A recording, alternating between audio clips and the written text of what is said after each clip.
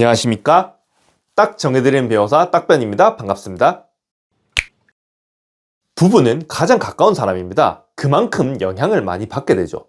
집에서 자녀를 키우다 보면 사회생활이 줄어들게 되고, 그러면은 하루 종일 얘기하는 사람은 엄마, 자녀, 남편 정도로 줄어들기도 합니다. 제가 이혼 사건 상담 많이 하다 보면 보이는 특징인데요.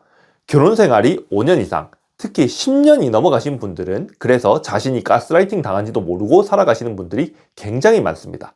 자신의 삶을 찾으셔야 되는 분들인데요. 보통 여성분의 삶은 전업주부를 하든지 아니면 맞벌이를 하든지 둘 중 하나가 되죠.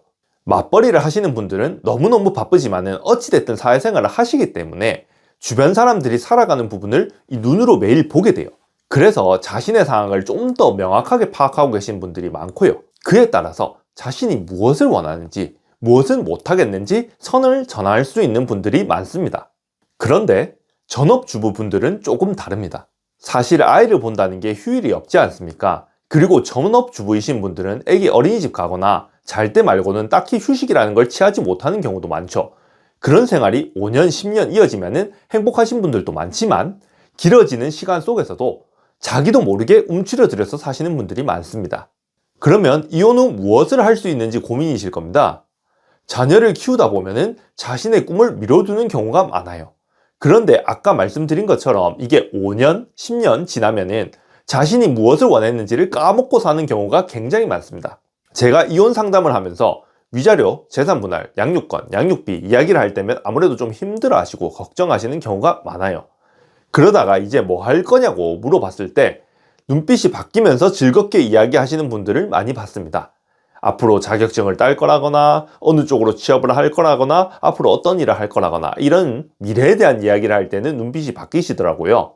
물론 경단녀, 경력 단절 이런 것들 걱정 많이 하십니다만은 일단은 지금보다는 나은 미래를 당연히 꿈꾸시니까 희망이 생기고 이혼을 하기로 결정을 하시는 거거든요.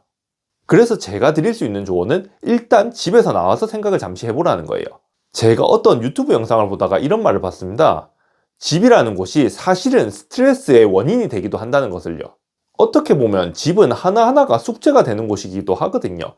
눈앞에 뭐가 흐트러져 있으면 그거 치워야 되고, 빨랫감이 보이면 빨래통에 넣고 빨래를 돌려야 되고, 설거지 거리가 보이면 설거지를 해야 하고, 이게 단순해 보이지만 하나하나가 스트레스가 누적된다고 하더라고요. 그래서 이혼 같은 인생의 중대사를 결정을 할 때에는 집 밖에서 커피 한잔 하면서 한번 차분하게 생각을 해보시는 것도 좋은 것 같아요.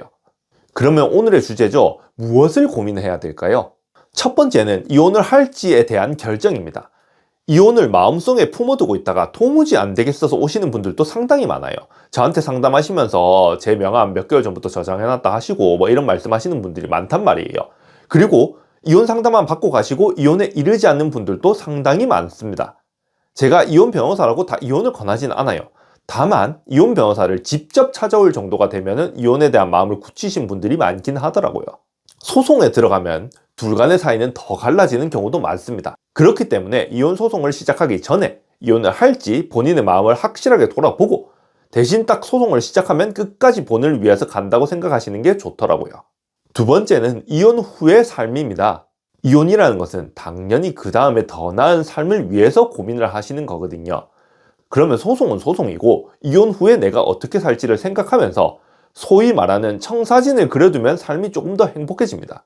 세 번째는 이혼 소송을 통해서 얻고자 하는 것의 순위를 정하는 겁니다. 아까 제가 뭐라고 말씀드렸죠? 좀 빠르게 말씀드렸습니다만 이혼 소송은 크게 위자료, 이혼, 재산 분할, 양육권, 양육비 이렇게 5개로 나뉜다고 보시면 돼요. 이 5개 중에서 내가 절대 포기 못하는 것, 그리고 양보 조금 가능한 것, 그리고 5개 중에서 중요도 순위를 매겨보는 것, 이런 것들이 이혼을 하는 데 있어서 상처를 덜 받고 서로 이혼까지 이어질 수 있게 만들어주는 지름길이기도 합니다. 결국 이혼이라는 게 더 나은 삶을 향해서 나아가는 거거든요. 이혼은 가장 가까웠던 사람을 끊어내고 대신 자신의 삶을 찾는 과정이라고 생각을 하시면 돼요. 자녀가 있으면 자녀와의 새 출발이 되기도 하고요. 그래서 이혼을 고민하실 때는 자신을 위주로 생각을 하고 자신이 진정으로 원하는 것이 무엇인지를 고민을 해보셔야 도움이 되실 겁니다. 그래야 치열한 이혼 소송이 시작되고 마무리되는 과정에서도 잘 버티실 수가 있을 거고요. 지금까지 내용이 도움이 되셨다면 구독, 좋아요, 알림 설정 부탁드립니다. 감사합니다.